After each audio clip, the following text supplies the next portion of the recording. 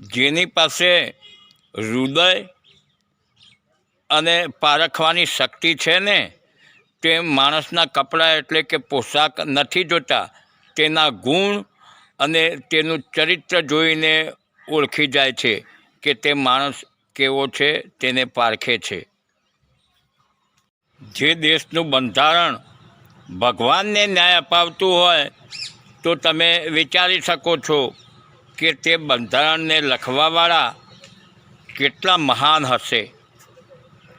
ખરાબ લાગે તેવું સાચું કહી દો, પણ સારું અને સાચું લાગે તેવું જૂઠું કદાપી પણ ન બોલતા. કેમ? શબ્દ શણગારી પણ શકે છે અને તે જ શબ્દો સળગાવી પણ શકે છે. વાત સમજવા જેવી છે. ન સમજાય તો ફરી સાંભળો અને બુદ્ધિશાળી બનો.